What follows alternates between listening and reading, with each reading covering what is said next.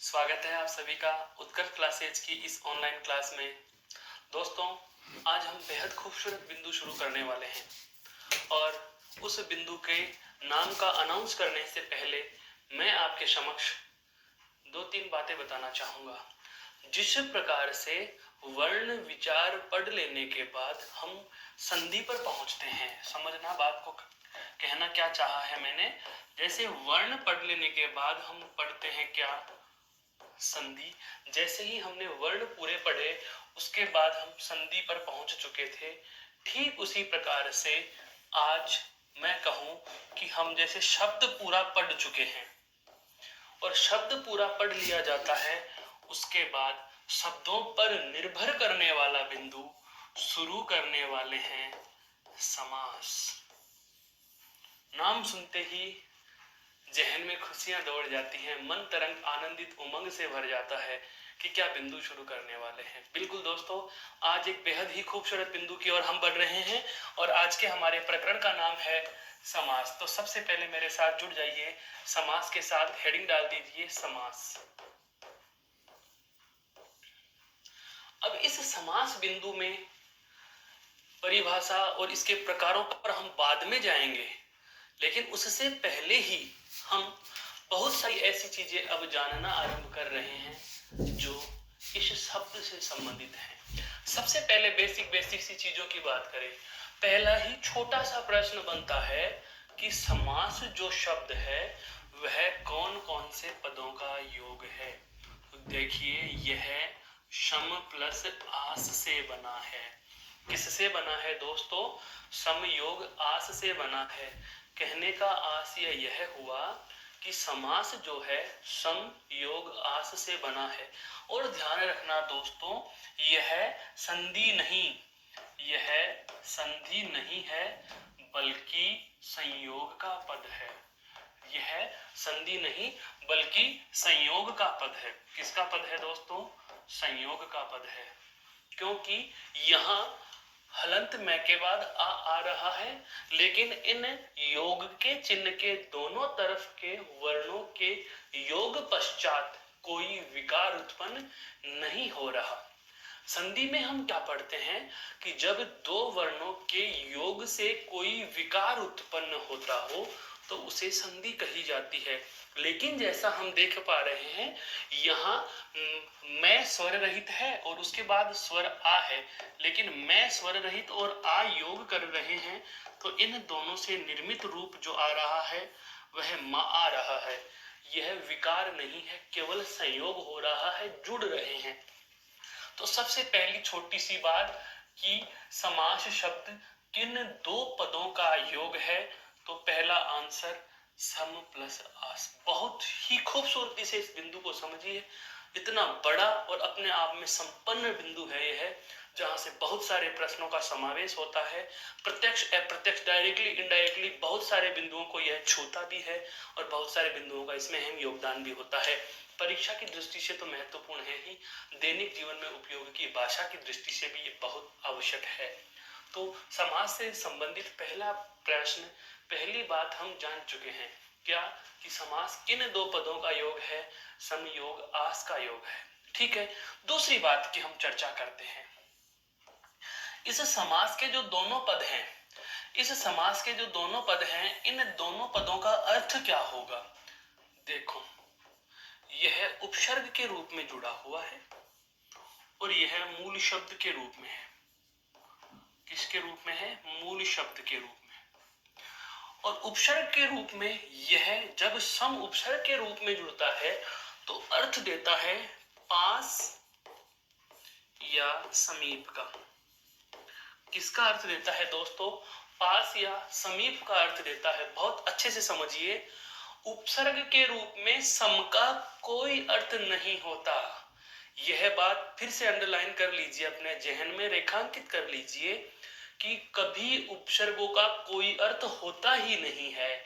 लेकिन यदि उपसर्ग को किसी अन्य विकारी शब्द के साथ लिख दिया जाता है तो वे अपना अर्थ देने लग जाते हैं। स्वतंत्र रूप से किसी उपसर्ग या प्रत्यय का कदापि अर्थ नहीं होगा, वे किसी विकारी शब्द के साथ जुड़ने पर ही अर्थवान होते हैं। जब हम उपसर्ग और प्रत्यय की आने वाली कक्षाओं में वार्ता करेंगे तब इस बिंदु पर मैं बहुत विस्तार से प्रकाश डालने वाला हूं। अभी इतना सा ध्यान रख लीजिए कि सम उपसर्ग का यदि हम आस के साथ प्रयोग कर रहे हैं तो यह पास या समीप का अर्थ दे रहा है। जबकि दोस्तों आश जो पद है, इस आश पद के शाब्दिक अर्थ की बात की जाए तो इसका शाब्दिक अर्थ होता है बैठना या बैठाना। बैठना या बैठाना। बहुत अच्छे से समझ में आया। समास शब्द सम प्लस आस के योग से बना है।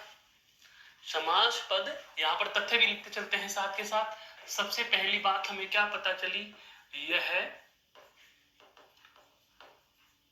सम प्लस आस के योग से बना है या संयोग से बना है, संयोग से बना है। एक बात। दूसरी बात, यहां सम का अर्थ क्या होगा, यहां सम पास या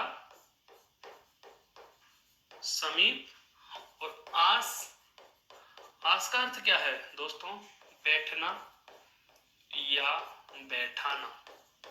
बैठना या बैठाना। तो समग्र पद का, संपूर्ण पद का हम अर्थ लें तो इन दोनों को जोड़कर हम क्या लिखेंगे, पास बैठना या पास बैठाना। अर्थात हम समग्र अर्थ लिखना चाहें तो समग्र अर्थ क्या लिखेंगे,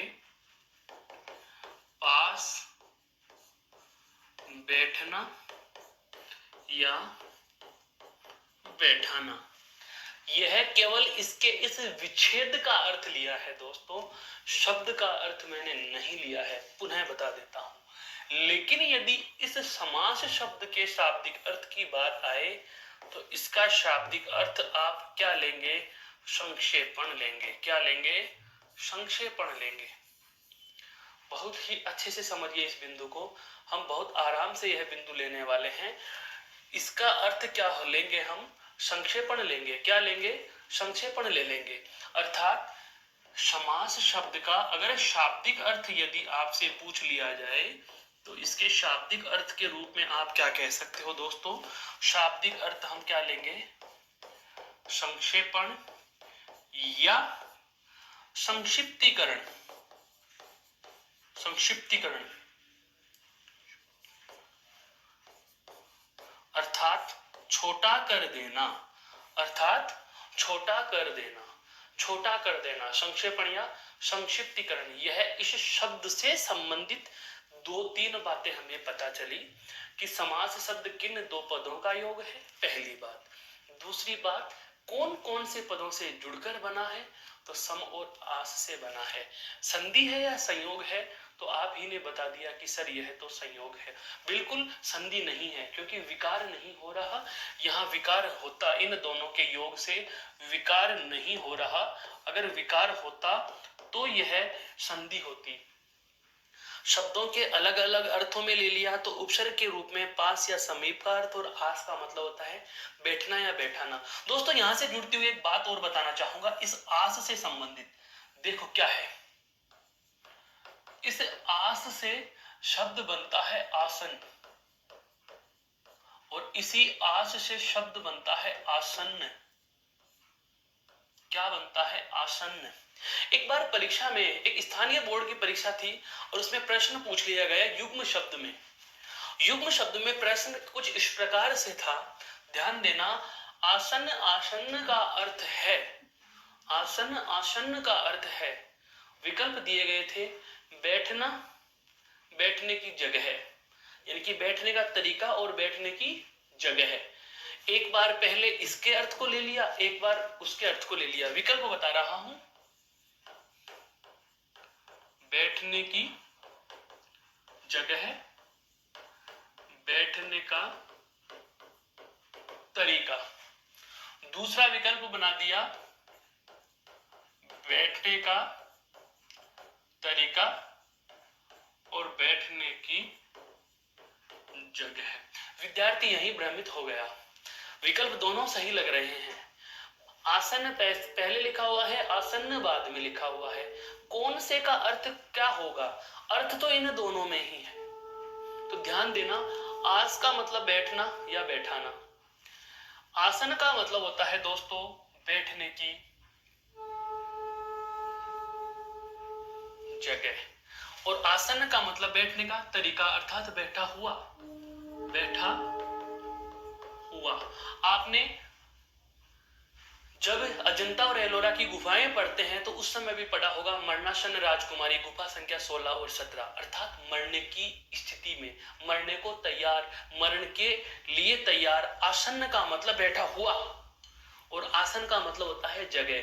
बहुत बार देखते हैं हम किसी सभा में संबोधित करते हुए संबोधनकर्ता ने कहा कि अब मैं आसन ग्रहण करना चाहता हूँ। आसन ग्रहण करने का मतलब यह हुआ कि अब मैं मेरे बैठने की जगह जाना चाहता हूँ। तो इस आस से ये दो शब्द और जुड़ते हैं जिनके प्रश्न किस प्रकार से बन सकते हैं, इन पर भी मैंने प्रकाश डाला। तो एक बेसिक सा परिचय, हम ब्यौरा शुरू कर रहे हैं समास का। तो सबसे पहले काम की बातें जो हमें 3 तथ्यों के रूप में मिल चुके हैं, तो तथ्य कौन कौन से हैं दोस्तों, इनको आप अपने जहन में स्थापित कर लीजिए। क्या क्या? समास शब्द सम प्लस आस के संयोग से बना है। यह सम, यहाँ पर सम का अर्थ क्या होगा? पास, और आस का मतलब बैठना या बैठाना। समग्र अर्थ पास बैठना या बैठाना, और शाब्दिक अर्थ क्या होता है? संक्षिप्त या संक्षिप्तीकरण। यहां तक की बात समझ में आई? एक बार इसको देख लीजिए, फिर हम अगली बात पर चलते हैं दोस्तों। अब आता है अगला तथ्य इसी शब्द से संबंधित। अभी हम परिभाषाओं पर नहीं गए, अभी हम इसी शब्द को समझना चाह रहे हैं, कहना क्या चाह रहा है। तो समास का टुकड़ा क्या हुआ और योग कैसे होता है वो तो जान चुके। फिर अगला तथ्य आता है, इसका विलोम पूछा गया है। इसका क्या पूछा गया है? विलोम पूछा गया है बहुत परीक्षाओं में कि समास का विलोम शब्द क्या होता है। और विकल्प में पहला ही, जैसे हम संधि में संधि का विलोम संधि विच्छेद पढ़ते हैं, ठीक उसी प्रकार से समास में हमारे जहन में विकल्प आता है कि हो सकता है इसका विकल्प होगा समास विग्रह। लेकिन दोस्तों समास का विलोम विग्रह नहीं, बल्कि समास का विलोम होता है व्यास। व्यास बनता है वी धन आस से। वी का अर्थ होता है असमान, वी का अर्थ होता है अन्य, आस का मतलब बैठना। समास में क्या था? पास बैठना। वी का मतलब अन्य जगह पर बैठना। कहने का आशय यह हुआ समीप बैठना समास, दूर बैठना व्यास। तो समास के शब्द का यदि आपको विलोम शब्द पूछा जाए तो विलोम शब्द आप सदैव क्या बताओगे? व्यास। समास का विलोम शब्द क्या होता है? व्यास होता है। यहां तक बात समझ में आ गई? यह व्यास शब्द जो है यह यण संधि का उदाहरण है दोस्तों। किसका है? यण संधि का उदाहरण है। अब बढ़ते हैं हम इसके परिभाषाओं की तरफ। ध्यान दीजिए, जैसे आप विद्यालय के लिए निकले, किसी कोचिंग इंस्टीट्यूट के लिए निकले, पुस्तकालय भवन के लिए निकले, और जैसे ही हम घर से बाहर निकलते हैं, पिताजी ने कहा आज शाम को हवन सामग्री लेकर आना है या हमें पूजा करनी है, इसलिए आप हवन के लिए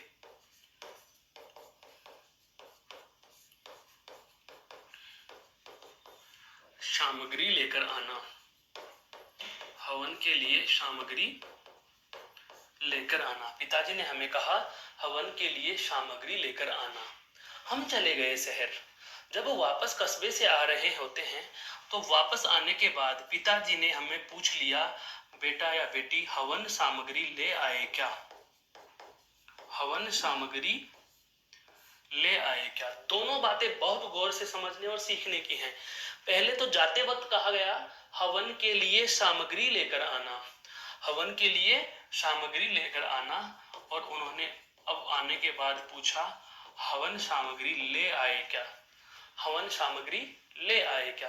दोस्तों यहाँ दोनों चीजों, इन दोनों बातों का यहां पर देखो, हवन के लिए सामग्री और यहां पर केवल हवन सामग्री, इन दोनों में एक चीज का फर्क आ रहा है, यहां जो के लिए लिखा हुआ था, यहां जो के लिए लिखा हुआ था हमने यहां पर नहीं लिखा।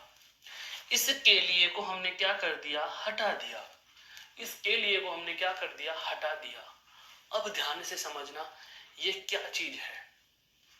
पूर्व की कक्षाओं में हमने जाना कि वाक्य के दो पदों के मध्य, वाक्य के दो पदों के मध्य हमें कोई ना कोई क्या मिलता है, योजक मिलता है।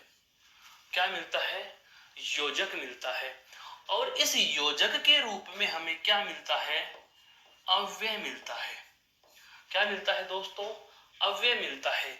या मैं कहूं यहां योजक के रूप में कोई विभक्ति लिखी होती है। विभक्ति से आशय है मेरा कारक चिन्ह से। किससे है दोस्तों, कारक चिन्ह से। अर्थात हमें यहां परसर्ग मिलता है। क्या मिलता है दोस्तों, परसर्ग मिलता है। पुनः पुनः समझ लेना, बहुत अच्छी और आवश्यक जानकारी है ये। क्या कि दो पदों के मध्य क्या लिखे हुए हैं, योजक लिखे हुए हैं। योजक की जगह क्या लिखा हुआ मिल सकता है, अव्यय मिलता है। और अव्यय कौन सा, संबंध बोधक अव्यय आ सकता है।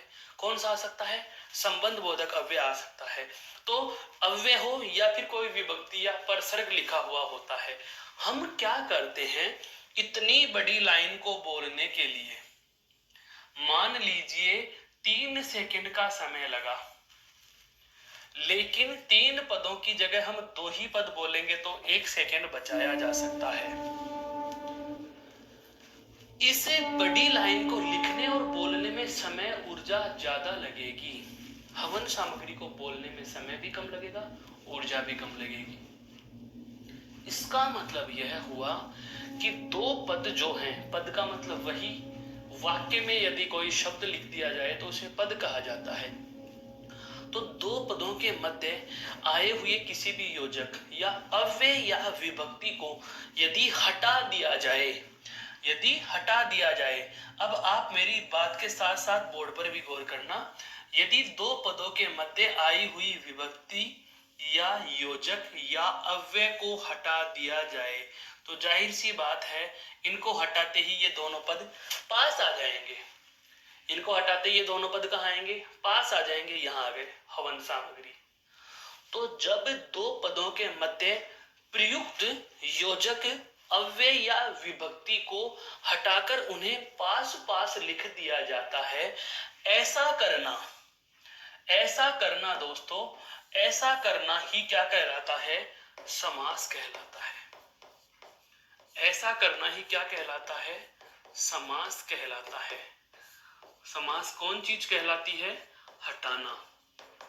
समास किसे कहेंगे दोस्तों, हटाने को समास कहेंगे। समास किसे कहेंगे, हटाने को समास कहेंगे। कहने का मतलब हटाया किसे, हमने हटाया किसे है, हटाया है हमने किसको, विभक्ति को हटा दिया। किसको हटा दिया दोस्तों, विभक्ति थी उसे हटा दिया।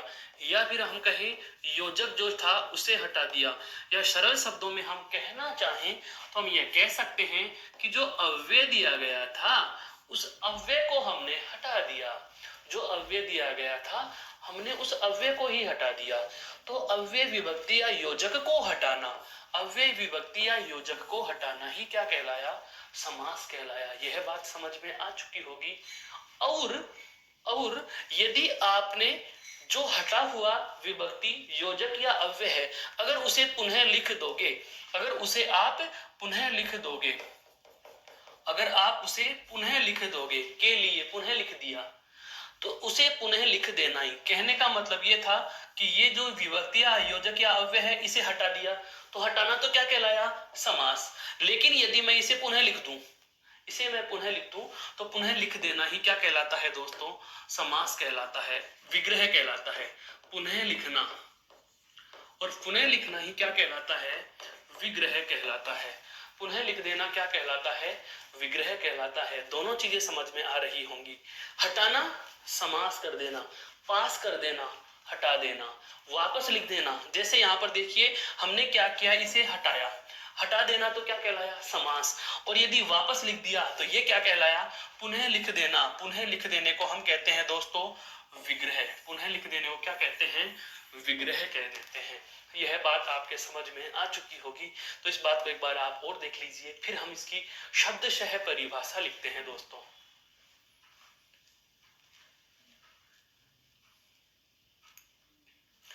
चलते हैं परिभाषा पर। देखो इसकी परिभाषा क्या होगी, व्यवस्थित परिभाषा लिखेंगे अब।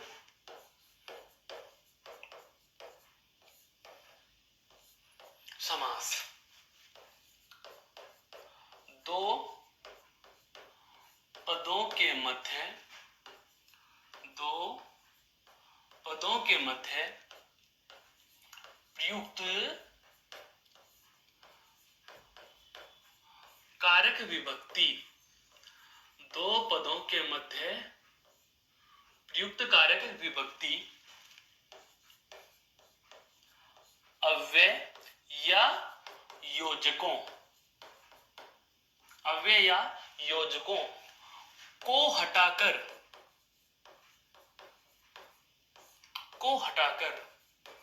उन्हें पास पास लिख देने से, उन्हें पास पास लिख देने से एक नया संक्षिप्त पद बन जाता है। बहुत अच्छे से समझना है इसको, क्या बन जाता है, संक्षिप्त पद बन जाता है। देखो इधर आपने जैसे ही हवन सामग्री को लिया, हवन सामग्री में से के लिए आपने हटाया तो हवन और सामग्री पास आकर के संक्षिप्त पद बन गया। हवन और सामग्री पास आकर के क्या बन गया है दोस्तों, संक्षिप्त पद बन गया है। तो जैसे ही आप इन पदों को हटा करके पास पास लिख देते हो तो एक नया संक्षिप्त पद बन जाता है, एक नया संक्षिप्त पद बन जाता है। ऐसा करना ही समास कहलाता है। ऐसा करना ही क्या कहलाता है, समास कहलाता है। मेरे कहने का मतलब यह है कि समास कोई शब्द नहीं, समास एक प्रोसेस का नाम है। समास एक प्रक्रिया का नाम है, एक प्रोसीजर है। जिस प्रोसेस को हम फॉलो कर रहे हैं, जिस प्रक्रिया का हम अनुसरण कर रहे हैं, अनुसरण क्या किया कि कोई बड़ी लाइन थी, कोई बहुत बड़ा वाक्य था, उसमें से हमने विभक्तियां और योजक हटा करके उन्हें पास ले आए। तो पास लाने का जो कार्य करते हैं, जो प्रोसेस हम कर रहे हैं, जो प्रक्रिया हम दोहरा रहे हैं, उस प्रक्रिया का नाम ही क्या कहलाता है, समास कहलाता है।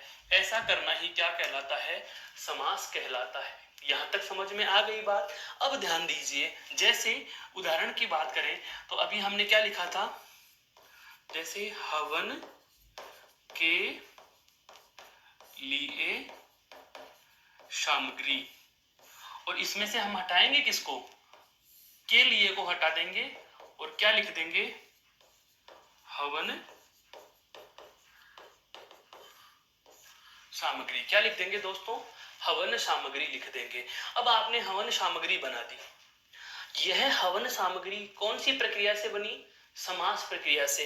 दो पदों के मध्य प्रयुक्त कारक विभक्ति योजक या अव्यय को हटाया, उन्हें पास पास लिख देने का काम क्या कहलाता है, समास। और इस प्रक्रिया से जो आपने नया शब्द बना दिया, यह हवन सामग्री हमारे पास एक नया पद बन गया ये। तो ऐसे सामासिक प्रक्रिया अर्थात समास की प्रक्रिया, सामासिक प्रक्रिया से जो नया शब्द हम बनाते हैं उसे समस्त पद या सामूहिक पद कहा जाता है।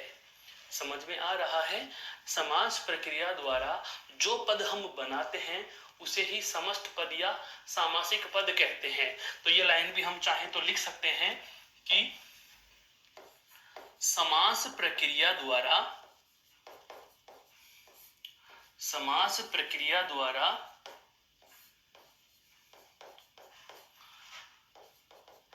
बनाया गया, समास प्रक्रिया द्वारा बनाया गया पद समस्त पद या क्या कहलाता है, सामासिक पद कहलाता है। समास प्रक्रिया द्वारा बनाया गया पद समस्त पद या सामासिक पद कहलाता है। कहने का आशय यही हुआ कि यह हमारे पास कोई वाक्यांश था जिसमें से विभक्ति योजक अव्यय हमने हटा दिए और एक नया रूप बना लिया। नया रूप बनाना ही क्या कहलाता है? समास प्रक्रिया कहलाती है। और जो नया शब्द बनकर आया, इस शब्द को क्या कहा जाता है? सामासिक पद या समस्त पद कहा जाता है। यहां तक समझ में आ गई दोस्तों। अब हम बात करेंगे विग्रह की। एक बार इसे पुनः देख लीजिए।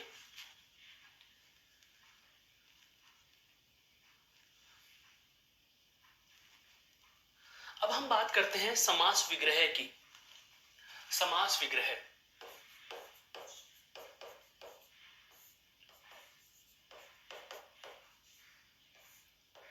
यह क्या होता है, इस बात पर हम प्रकाश डालते हैं। समास विग्रह किसे कहेंगे? हमारे पास क्या लिखा हुआ था? हवन सामग्री लिखा हुआ था। क्या लिखा हुआ था? हवन सामग्री। और हवन जो सामग्री लिखा हुआ है, यह कौन सा पद है? तो आप कहेंगे यह समस्त पद है। अब इस समस्त पद में क्या चीज हटी हुई है? तो आप कहोगे कि इसमें से अव्यय हटा हुआ है, या योजक हटा हुआ है, या कारक विभक्ति हटी हुई है। अब मैं कहूं कि समस्त पद में जो चीज हटी हुई है, अर्थात लुप्त जो चीज है, उसे वापस लिखो। अर्थात समस्त पद में लुप्त कारक विभक्ति, योजक या अव्यय को पुनः लिख देना। समस्त पद में लुप्त मतलब हटाई गई, समस्त पद में से लुप्त कारक विभक्ति, योजक या अव्यय को पुनः लिख देना क्या कहलाएगा? समास विग्रह कहलाएगा। हम परिभाषा के शब्दों में लिखना चाहें तो क्या लिखेंगे? समस्त पद में लुप्त कारक विभक्ति,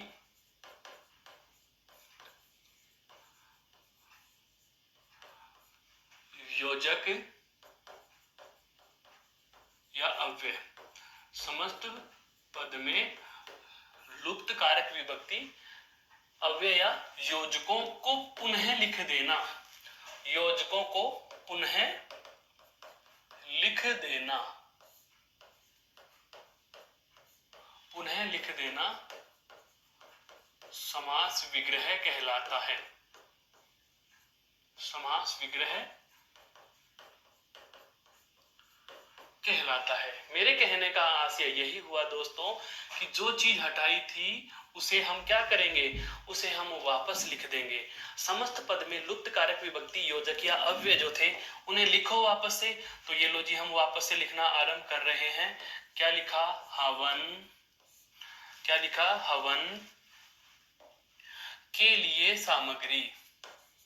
हवन के लिए, हवन के लिए सामग्री, हवन के लिए सामग्री हमने वापस लिख दिया। तो जो समस्त पद में लुप्त चीज थी उसे वापस हटा दिया, रिमूव किया, ऐड कर दिया। तो ऐसा करना ही क्या कहलाता है? समास विग्रह कहलाता है। क्या कहलाता है दोस्तों? समास विग्रह कहलाता है। अब बात आती है, इस समास विग्रह के भी भेद होते हैं। बिल्कुल दोस्तों, आपने आज तक नहीं सुना, पहली बार सुन रहे हो। क्या समास विग्रह के भी भेद होते हैं? तो ध्यान दीजिए, समास विग्रह के भेद। हालांकि छोटी एग्जाम में नहीं पूछता, पर बड़ी परीक्षाओं में पूछा जा सकता है। समास विग्रह के भेद कितने होते हैं? दो। समास विग्रह के कितने भेद होते हैं दोस्तों? दो भेद होते हैं। सर हमने तो आज तक सुने ही नहीं। बिल्कुल आप नहीं सुने होंगे, आपने समास के भेद सुने हैं। उनमें भी बहुत सारे अभी संशय और सवाल बनेंगे, हम उनकी बात अगले बिंदु पर करने ही वाले हैं। उससे पहले हम ये जानना चाहेंगे कि समास विग्रह के भेद कौन कौन से होंगे। तो समास विग्रह के दो भेद होते हैं, और वे दो भेद कौन कौन से हैं मैं आपको नाम बता देता हूं। पहला है लौकिक समास विग्रह। पहला है दोस्तों लौकिक समास विग्रह। लौकिक समास विग्रह, इसी का दूसरा नाम भी मिलता है हमें नित्य समास विग्रह। क्या मिलता है हमें? नित्य समास विग्रह। पहला है लौकिक समास विग्रह या नित्य समास विग्रह। दूसरा जो प्रकार हमें मिलता है दोस्तों समास विग्रह का, वह मिलता है अलौकिक समास विग्रह। अलौकिक समास विग्रह, अलौकिक समास विग्रह। और अलौकिक समास विग्रह को भी आप दूसरे नाम से, सरल नाम से जान सकते हैं, कहते हैं अनित्य समास विग्रह। क्या कहा जाता है साथियों? अनित्य समास विग्रह। लौकिक समास विग्रह क्या होगा या नित्य समास विग्रह क्या होगा? वह सामासिक पद जिसका समास विग्रह सरलता से हो जाए, वह सामासिक पद जिसका समास विग्रह सरलता से हो जाए, वो लौकिक समास विग्रह में होता है। हम बात करें हिंदी में सारे समास विग्रह तो वो लौकिक समास विग्रह के ही होते हैं। अलौकिक समास विग्रह वहां होता है जहां पद का समास विग्रह आसानी से नहीं होता, अर्थ के साथ हम भावार्थ की बात और करते हैं, अर्थ के साथ हम सांकेतिक अर्थ की बात और करते हैं। जिस प्रकार से श्लेष अलंकारों की बात आती है, उसी प्रकार के तथ्य अलौकिक समास विग्रह होते हैं, जो कि वैदिक संस्कृत में प्रचलित है। वर्तमान हिंदी में हमारे कौन सा चलता है दोस्तों? लौकिक समास विग्रह ही चलता है। तो आशा करता हूं यह समास विग्रह जो बिंदु है, यह भी आपके समझ में आया होगा कि समास विग्रह क्या होता है, किसे कहा जाता है। समास विग्रह क्या होगा? समस्त पद में जो भी चीज हमने हटाई थी उसे वापस लिख देंगे, चाहे वो अव्यय हो, चाहे वो योजक हो, चाहे वो कारक विभक्ति हो, समास विग्रह कहलाएगा। और समास विग्रह के प्रकार भी अगर आपसे पूछे जाएं, हालांकि ये छोटा प्रश्न नहीं है, बहुत टफ प्रश्न है, उच्च लेवल की परीक्षा में पूछ सकते हैं, यूपीएससी लेवल पर पूछा जा सकता है, यूपी लेवल पर नहीं पूछते, राजस्थान लेवल पर नहीं पूछते, स्टेट परीक्षाओं में बहुत कम इस प्रश्न का सामना होता है, पर ध्यान रखना है, क्या पता कुछ भी पूछा जा सके। तो समास विग्रह के भेद की बात करें तो दो, और नाम आपके सामने उल्लिखित हैं। यह बात समझ में आ चुकी दोस्तों, एक बार इसे देख लीजिए। फिर हम बात करते हैं समास के प्रकारों की।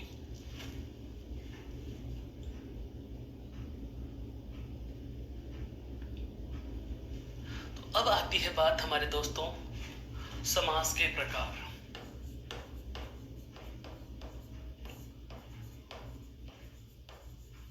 समास के भेद, समास के भेद, यही प्रश्न मैं आपसे पूछूं कि समास के भेद कितने होंगे? हो सकता है मेरे मित्रों आपके जहन में आ रहे हैं 6 प्रकार, मेरे कुछ मित्र यह भी कह देंगे कि सर 5 प्रकार, मेरे कुछ मित्र यह भी कह देंगे कि सर 4 प्रकार, और फिर मैं कहूंगा तीनों सही है। बिल्कुल दोस्तों, बहुत कम जगह देखने को मिलते हैं, लेकिन आज हम जानेंगे कि वास्तव में क्या होता है समास के प्रकार। आपको पर्टिकुलर प्रश्न में कोई शर्त दी जाती है और उस शर्त के आधार पर यदि समास के प्रकार पूछे जाते हैं तो आपका जवाब अलग अलग होना चाहिए। कैसे? समास के 4 प्रकार भी सही हैं, समास के 5 प्रकार भी सही हैं, और समास के 6 प्रकार भी सही हैं। बस प्रश्न पूछे जाने के तरीके पर निर्भर करता है कि जवाब सही कौन सा होगा। जैसे हम बात करते हैं एक एक की, सबसे पहले मैं बात करना चाहूंगा 4 क्यों होते हैं। तो देखिए, पहली बात है क्या दोस्तों, यदि आपको पूछा जाता है क्या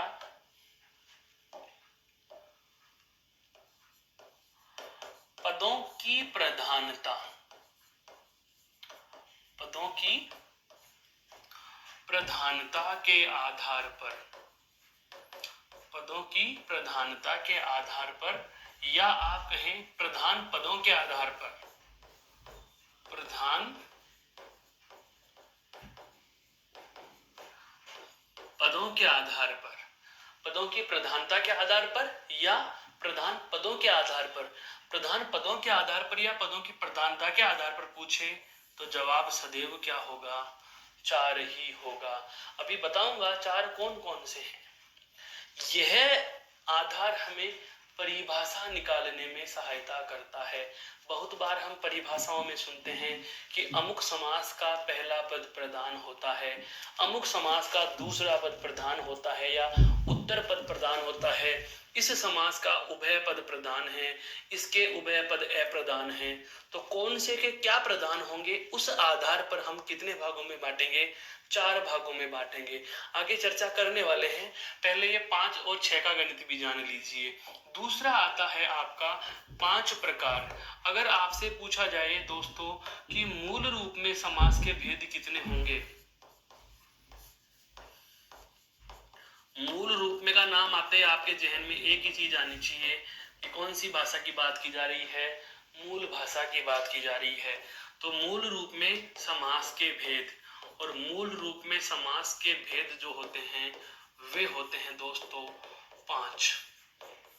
कितने होंगे, 5 होंगे। मूल रूप में समास के भेद पूछता है तो आपका जवाब सदैव क्या होगा, 5 होगा। लेकिन अब बात करें हम हिंदी भाषा की, लेकिन बात करें हिंदी भाषा की, तो आपसे अगर पूछा जाए क्या हिंदी में समास के भेद, क्या पूछा जाए दोस्तों, हिंदी में समास के भेद पूछा है। हिंदी में समास के भेद, तो आपका जवाब क्या होगा, 6 होगा। आपका जवाब क्या होगा, 6 होगा। अब बात आती है सर कोई शर्त देता ही नहीं, सीधा ये पूछ ले समास के भेद कितने होंगे। तो दोस्तों उस जगह आप अपने विवेक से सोचना कि अगर आप संस्कृत भाषा का पेपर दे रहे हो तो प्रकार 5 करने हैं, और यदि हिंदी का पेपर दे रहे हो तो 6 करने हैं। लेकिन यदि आपको पूछ लिया जाए पदों की प्रधानता या प्रधान पदों के आधार पर समास के भेद कितने होते हैं, तो उस स्थिति में चाहे विकल्प में 6 या 5 हो, लेकिन जवाब क्या होगा, 4 ही होगा। पुनः पुनः सुन लीजिए, यह प्रश्न की शर्त है। प्रश्न में क्या पूछा गया है, किस शर्त के आधार पर प्रकार पूछे गए हैं, प्रधान पद या पदों की प्रधानता पूछे तो जवाब सदैव 4 होगा। मूल रूप में पूछे तो सदैव 5 होगा, हिंदी में पूछे तो 6 होगा, और बिना कोई शर्त के हिंदी में पूछे तो भी 6 होगा। यह बात आप जान चुके हैं। अब हम इनमें से एक एक की चर्चा करने वाले हैं। यह स्लाइड भी आप एक बार गौर से पुनः देख लीजिए। फिर मैं 4 पदों के प्रधानता के आधार पर जो 4 प्रकार हैं उनके नामों की चर्चा शुरू करने वाला हूं दोस्तों, कि प्रधान पदों के आधार पर समास के 4 भेद कौन कौन से होंगे और किस प्रकार से होंगे। देखिए, पहला है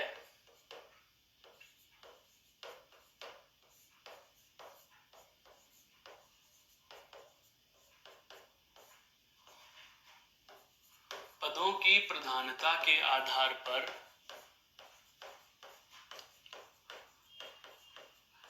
समास के भेद, पदों की प्रधानता के आधार पर समास के भेद। जवाब पूछे तो कितना, 4। जवाब पूछे तो कितना है, 4। कौन कौन से हैं वो जान लीजिए, ये बेहद जरूरी है। पहला है भाई प्रथम पद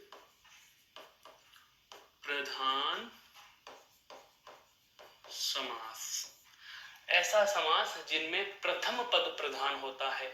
हाँ, आपका यह सोचना सही है कि सर प्रथम पद क्या होता है वो बताओ। देखो, जैसे शब्द आ जाता है, अभी हमने लिया था हवन सामग्री वाला, तो इस हवन सामग्री में देखो आपको 2 पद दिख रहे हैं, 2 पद दिख रहे हैं, एक तो हवन अलग से है और एक सामग्री अलग से है। तो जो हवन है यह तो है प्रथम पद, इसे आप पूर्व पद भी कह सकते हो, और यह क्या है, द्वितीय पद, या इसे आप परपद भी कह सकते हो। क्या कह सकते हो, परपद। पर यानी दूसरा या के बाद का, प्रथम पद और द्वितीय पद। अब समझ में आ गया, पहला पद और दूसरा पद। तो पहला प्रकार जो है वह कौन सा है, प्रथम पद प्रधान समास। ऐसा समास जिसमें पहला पद प्रधान होगा, अर्थात मुख्य होगा। प्रधान का मतलब होता है अपरिवर्तनीय, जिसमें कोई बदलाव नहीं करेंगे विग्रह के दौरान। दूसरा प्रकार हम चर्चा में लेंगे, दूसरा होता है द्वितीय पद प्रधान समास। द्वितीय पद प्रधान समास। पहला तो कौन सा था, प्रथम पद प्रधान समास। दूसरा कौन सा हो गया, द्वितीय पद प्रधान समास। और तीसरा है दोस्तों उभय अर्थात दोनों पद प्रधान समास, दोनों पद प्रधान समास, दोनों पद प्रधान समास। और चौथा या अंतिम, देखो इसमें पहला प्रधान है तो दूसरा अप्रधान है, इसमें दूसरा प्रधान है तो पहला अप्रधान है, यहाँ पर दोनों प्रधान है अप्रधान कुछ नहीं। तो अब चौथा प्रकार जो आएगा वह क्या आएगा, उभय पद अर्थात दोनों पद, दोनों पद अप्रधान समास, दोनों पद अप्रधान समास, दोनों पद अप्रधान समास। अब हमारे पास हिंदी में 6 नाम होते हैं, पदों की प्रधानता के आधार पर वो 6 के 6 इन 4 में ही समाहित होने चाहिए। तो 4 में कैसे समाहित होंगे वो देख लेते हैं कि कौन सा किस में जाएगा, कौन सा किस में जाएगा। देखो दोस्तों, अगर मैं बात करूं प्रथम पद प्रधान समास की, तो प्रथम पद प्रधान समास होता है आपका अव्ययी भाव समास। कौन सा होता है, अव्ययी भाव समास। कहने का आशय यह हुआ कि अव्ययी भाव समास की आदि परिभाषा में समझ आ चुकी कि वह समास जिसमें पहला पद प्रधान होता है, अव्ययी भाव समास। समझ रहे हैं दोस्तों, वह समास जिसमें पहला पद प्रधान होता है अर्थात अव्ययी भाव समास। दूसरा पद प्रधान समास की बात की जाए तो दूसरा पद प्रधान समास होता है आपका तत्पुरुष समास। कौन सा होता है दोस्तों, तत्पुरुष समास। और यह हम सदैव से जानते आए हैं कि तत्पुरुष के ही 2 भेद हैं आपके, तत्पुरुष के ही 2 भेद कौन कौन से, एक तो आपका कर्मधारय समास और एक आपका द्विगु समास, एक आपका द्विगु समास। अभी हम सारी बातें करने वाले हैं, क्या भेद हैं, कहने का मतलब अब बात की जाए कि द्वितीय पद प्रधान समासों की संख्या कितनी होती है हिंदी में, तो हिंदी में आप कहेंगे 3 समास ऐसे हैं जो द्वितीय पद प्रधान है। द्वितीय का मतलब जिनमें बाद वाला पद प्रधान होता है, सामग्री प्रधान होता है, हवन वाला अव्ययी भाव में। 3 समास बच गए, तत्पुरुष, कर्मधारय और द्विगु, जिनमें बाद वाला पद प्रधान होता है और जिसमें दोनों ही पद प्रधान होंगे। ऐसा समास कौन सा होता है, द्वंद्व समास। कौन सा होता है दोस्तों, द्वंद्व। दोनों प्रधान है इसीलिए उनमें द्वंद्व है, तनाव है, टकराव की स्थिति कब होगी, जब दोनों बराबर के होंगे। तो द्वंद्व समास जो है वह है आपका दोनों पद प्रधान समास, उभय पद प्रधान समास, और जिसमें दोनों ही पदों का कोई मतलब नहीं, कोई अन्य बात की प्रधानता रहती है। समझ पा रहे हैं आप मेरे इशारे को, कि जहां दोनों ही पदों का कोई मतलब नहीं, अन्य अर्थ की प्रधानता होती है। हमने शब्दों के प्रकारों में पढ़ा था योग रूढ़ शब्द दोस्तों, बहुव्रीहि समास, वही आएगा यहाँ पर। तो यहाँ पर बात करना, यहाँ पर बात करें तो कौन सा आएगा, बहुव्रीहि समास। कौन सा आएगा दोस्तों, बहुव्रीहि समास। कौन सा आएगा, बहुव्रीहि समास। तो बहुव्रीहि समास कौन सा है, बहुव्रीहि समास है आपका उभय पद, उभय पद अप्रधान समास। कहने का मतलब जिसमें दोनों ही पद प्रधान नहीं होते, अन्य अर्थ की प्रधानता रहती है, ऐसे समास को क्या कहा जाएगा, उभय पद अप्रधान। अब हिंदी के 6 प्रकार गिन सकते हैं, अव्ययी भाव, कर्मधारय, तत्पुरुष, द्विगु 4, 5 और 6। यहाँ तक की बात समझ में आ चुकी। तो पदों की प्रधानता के आधार पर 4 प्रकार है और 4 में 6 के 6 हमने समाहित कर लिए। एक बार इस स्लाइड को गौर से देख लीजिए, फिर हम बात करते हैं मूल रूप में समास के। जो आपके सामने अभी अभी मैंने रूप बताए थे कि मूल रूप में समास के भेद होते हैं 5, और वो 5 कौन कौन से होंगे उनकी हम चर्चा करने वाले हैं दोस्तों।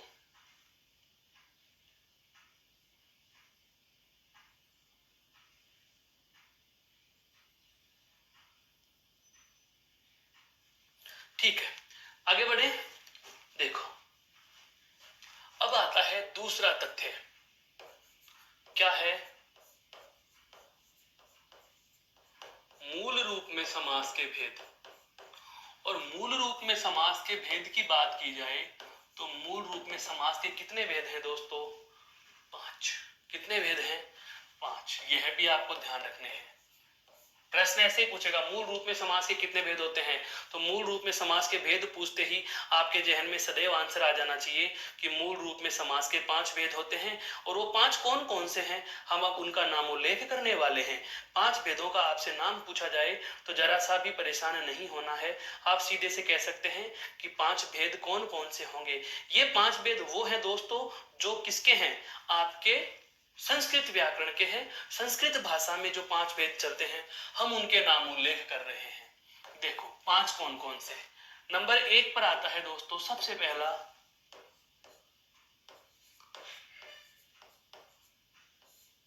केवल समास। कहने का मतलब वे पद जिनका सामासिक विग्रह तो होता है, वे पद जिनका सामासिक विग्रह तो होता है लेकिन पर्टिकुलर किसी समास के लक्षण उस पर निर्भर नहीं होते, वहां होता है केवल समास। अर्थात जहां पदों में से कारक विभक्ति योजक या अवयव का तो लोप होता है लेकिन किसी समास के लक्षण अपने आप पर समाहित नहीं रखते, केवल समास। नंबर 2 पे हम बात करें तो दूसरा आता है अव्ययी भाव समास।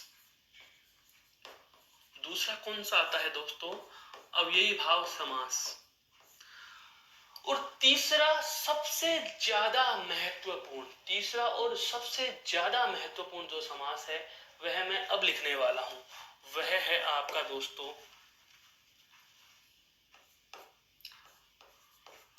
तत्पुरुष समास। कौन सा है, तत्पुरुष समास। और फिर तत्पुरुष समास के संस्कृत में 2 भेद हैं। कितने भेद हैं, 2 भेद हैं। और वे 2 भेद कौन कौन से हैं, वे 2 भेद हैं दोस्तों, एक तो है समानाधिकरण तत्पुरुष, समानाधिकरण तत्पुरुष। और दूसरा जो प्रकार है वह है दोस्तों व्याधिकरण तत्पुरुष। दूसरा कौन सा है, व्याधिकरण तत्पुरुष। आपके जहन में तो यही आए थे कि तत्पुरुष के 2 भेद कर्मधारय और द्विगु, लेकिन नहीं दोस्तों, यहां पर समानाधिकरण तत्पुरुष और व्याधिकरण तत्पुरुष, इसके 2 भेद होंगे। एक तो होगा समानाधिकरण और एक होगा आपका व्याधिकरण तत्पुरुष। अब हम बात करते हैं समानाधिकरण तत्पुरुष की और व्याधिकरण तत्पुरुष की। तो जो समानाधिकरण तत्पुरुष होता है इसके भी पुनः 2 भेद हैं। बिल्कुल दोस्तों, ये बिंदु है ही ऐसा। हम चाहते तो परिभाषा के बाद में सीधे ही प्रकारों पर आ सकता था, 6 प्रकारों की 6 परिभाषाएं और 2-2 उदाहरण लिखवा करके हम बिंदु को समाप्त कर सकते थे, लेकिन नहीं, पूर्ण नहीं, हमें संपूर्ण पढ़ना है। और संपूर्ण के लिए यह जानना बेहद आवश्यक है कि 4, 5 और 6 का अंतर क्या है।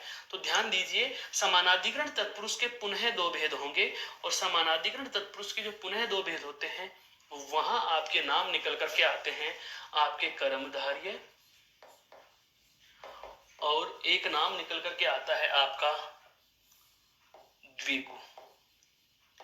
एक नाम निकल करके आता है द्विगु समास। और जो व्याधिकरण तत्पुरुष है दोस्तों, यह तो बहुत ही आनंदित कर देने वाली चीज है। व्याधिकरण तत्पुरुष है उसके दोस्तों 6 भेद होते हैं। कितने भेद होते हैं, 6 भेद हैं। इसके तो कितने हैं, 2। समानाधिकरण तत्पुरुष के तो कितने भेद, 2 भेद। लेकिन व्याधिकरण के कितने भेद, 6 भेद। और उन 6 भेदों के मैं नामोल्लेख कर रहा हूं, वो कौन कौन से हैं देख लीजिए। इन 6 भेदों को आप चाहो तो क्या कह सकते हो, कारक तत्पुरुष भी कह सकते हो। क्या कह सकते हो दोस्तों, कारक तत्पुरुष भी कहा जा सकता है। इन 6 भेदों के नाम कारक तत्पुरुष भी होते हैं। अब आप कहोगे कि श्रीमान जी, कारकों की संख्या तो हिंदी में 8 होती है, आप 6 का ही नाम क्यों ले रहे हैं। देखिए दोस्तों, एक बार मैं यहाँ कारकों के नाम लिख रहा हूं। कारक हैं सबसे पहला कर्ता, कर्म, करण, संप्रदान, अपादान, संबंध, अधिकरण और संबोधन। ये इस प्रकार से हिंदी भाषा में हम 8 कारक पढ़ा करते हैं। इन 8 कारकों में समास की दृष्टि से देखा जाए तो 6 कारक ही महत्व के हैं और वो 6 ही कौन से हैं। अब अगर मैं पहले से 6 तक ले लूं, अंतिम 2 को छोड़े तो यह भी गलत है, यदि शुरू से 2 को छोड़ दे तो भी गलत है। तो हम क्या करते हैं, एक पहला हटा देंगे और एक अंतिम हटा देंगे, अर्थात कर्ता नहीं लेंगे और संबोधन नहीं लेंगे। कर्ता और संबोधन को छोड़कर मध्य के जो 6 कारक हैं वे आपके कारक तत्पुरुष या तत्पुरुष समास के व्याधिकरण तत्पुरुष में, या हम कहें कारक तत्पुरुष समास में आते हैं। और कारक तत्पुरुष में कौन कौन से आते हैं वो देख लीजिए। नाम लिखूंगा। सबसे पहला कर्म, कारक का नाम है, कर्म तो कारक का नाम है, और इससे आगे मैं क्या लिख दूंगा, कर्म कारक तत्पुरुष समास, कर्म कारक तत्पुरुष समास। दूसरा इसमें आएगा दोस्तों, दूसरा क्या आएगा, कर्ण कारक तत्पुरुष समास। तीसरा इसमें आ जाएगा संप्रदान कारक तत्पुरुष समास। चौथा इसमें आ जाएगा अपादान कारक तत्पुरुष समास। पांचवा इसमें आ जाएगा संबंध कारक तत्पुरुष समास। छठा इसमें आ जाएगा दोस्तों अधिकरण कारक तत्पुरुष समास। कहने का आशय यह हुआ कि यदि कारकों के आधार पर या कारक तत्पुरुष के आधार पर बात की जाए तो हमारे पास कारक तत्पुरुष या व्याधिकरण तत्पुरुष के, कारक तत्पुरुष जो नाम है ये बहुत महत्वपूर्ण है दोस्तों, कारक तत्पुरुष या व्याधिकरण तत्पुरुष के नाम से 6 प्रकार होंगे। और 6 में से कौन कौन से हटाएंगे, तो पहला और अंतिम, पहला और अंतिम आप यदि हटा देते हो, पहला और अंतिम यदि आप हटा देते हो तो जो शेष रह जाते हैं आपके पास 6 कारक, यही कारक कारक तत्पुरुष समास में पढ़े जाएंगे, जिसकी चर्चा हम हिंदी भाषा के समासों का विग्रह पढ़ेंगे तब भी करेंगे। तो मूल रूप में समासों के 5 भेदों में तीसरा कौन सा हो गया, कारक तत्पुरुष नहीं, केवल तत्पुरुष समास। फिर तत्पुरुष समास के हमने 2 भेद कर लिए।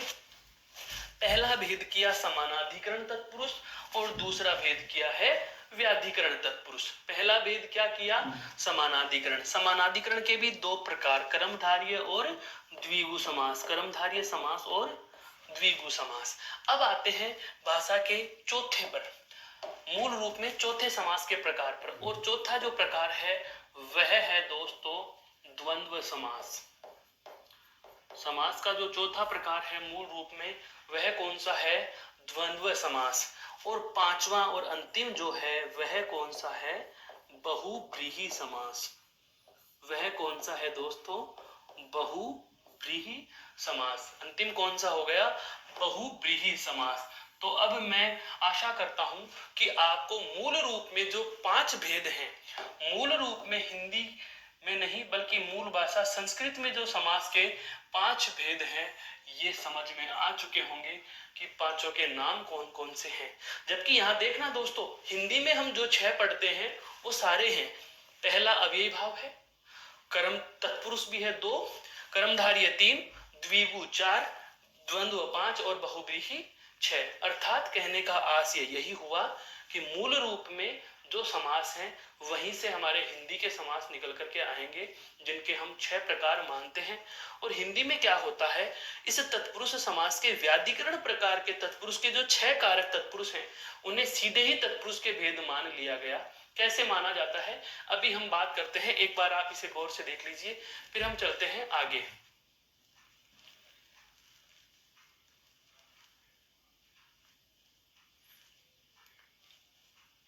अब हम बात करते हैं हमारे हिंदी भाषा के जो 6 प्रकार हैं समास के उन पर।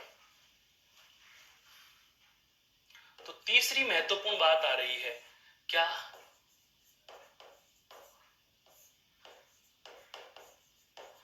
हिंदी में समास के भेद। पहला ही प्रश्न, कितने होंगे साहब? 6 होंगे। कितने होंगे? 6 होंगे। और 6 कौन कौन से होंगे उनकी हम चर्चा करें तो सबसे पहला होगा दोस्तों अव्ययी भाव। सबसे पहला कौन सा होगा? अव्ययी भाव समास होगा। दूसरा कौन सा होगा? तो दूसरा होगा दोस्तों कर्मधारय समास। तीसरे की बात करें तो तीसरा होगा दोस्तों आपका तत्पुरुष समास। तत्पुरुष के बाद में इसी के भेद कितने होते हैं? 6। तो हम लिख सकते हैं इसके 6 कारक तत्पुरुष के नाम से भेद भी होंगे। इसके कारक तत्पुरुष के नाम से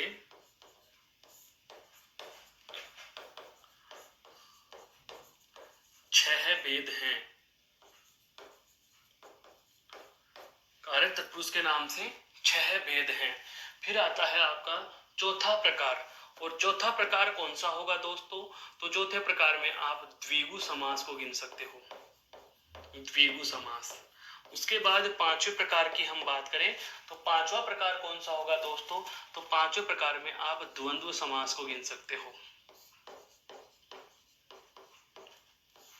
और छठा या अंतिम जो प्रकार है वह आपका जाना पहचाना कौन सा? बहुव्रीहि समास की हम चर्चा करेंगे। तो इस प्रकार से हमारे पास हिंदी भाषा में 6 प्रकार समास के निकल कर आए। और ये 6 प्रकार किस तरीके से निकल कर आए ये पूरी चर्चा हमने की, तब जाकर के समझ में आया। मैं कहूं जैसे हमारे पास समास के प्रकारों का जो प्रश्न था क्या कि समास के भेद कितने होंगे, हो सकता है हमें 4, 5 और 6 तीनों ही विकल्प में दे दिए जाएं। तो आप प्रश्न को एक बार पुनः पढ़ना कि कहीं उसमें इनसे संबंधित कोई शर्त तो नहीं दे दी। यदि शर्त दे दी जाती है तो आपके प्रश्न के उत्तर को प्रभावित करेगी। उस शर्त के अनुसार आप अपने प्रश्न का जवाब चयन करोगे कि यदि प्रधान पदों के आधार पर या पदों की प्रधानता के आधार पर अगर आपको समास के प्रकार पूछे जाते हैं तो आप बेझिझक 4 कहेंगे। मूल रूप में पूछे जाए तो आप 5 कहेंगे। हिंदी में पूछे जाते हैं या हिंदी के प्रकारों की बात की जाए तो 6 करोगे। लेकिन ध्यान रखना यदि आपको कोई शर्त देता ही नहीं है, अगर आपको कोई शर्त दी नहीं जाती तो उस स्थिति में आप क्या करेंगे? तो उस स्थिति में आप सीधे ही अपना जवाब 6 लिख सकते हो। क्योंकि हिंदी भाषा का पेपर देते समय शर्त नहीं दी इसका मतलब पर्टिकुलर हिंदी की ही बात की जाती है, स्वतंत्र रूप से स्वतंत्र विषय की बात की जा रही है। तो हमारे पास 6 के 6 नाम आ गए हैं। अब बारी आएगी हमें इनको विस्तार देने की। यहाँ पर मैंने तत्पुरुष के ही भेद इसलिए लिखे हैं दोस्तों। बाकी बात की जाए तो देखो द्वंद्व समास के भी प्रकार होते हैं, बता देता हूँ। द्वंद्व समास के भी प्रकार होते हैं, आपके अव्ययीभाव समास के भी प्रकार होते हैं। जब बिंदु की हम चर्चा करेंगे तब इन पर प्रकाश डाला जाएगा। पर प्रचलित प्रकारों की बात की जाए, प्रचलित नामों की बात की जाए तो केवल और केवल तत्पुरुष समास के ही हमें 6 भेद जो 6 कारक तत्पुरुषों के नाम से होते हैं उनका पता होना चाहिए। ये इतने महत्व के नहीं है। हालांकि द्वंद्व समास के जो 3 प्रकार हैं, द्वंद्व समास के जो 3 प्रकार हैं, 3 प्रकार उन पर भी प्रकाश डाला जाता है।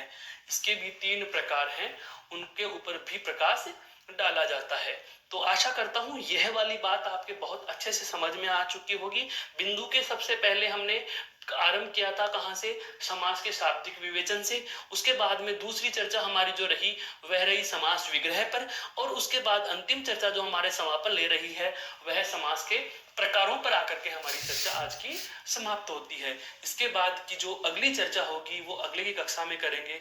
तब तक आप इस वीडियो को देखिए, समझिए और समस्या रहे तो आप कमेंट बॉक्स में कमेंट लिख करके भेज दीजिए। बहुत बहुत धन्यवाद मेरे दोस्तों, आपका दिन शुभ हो। जय हिंद।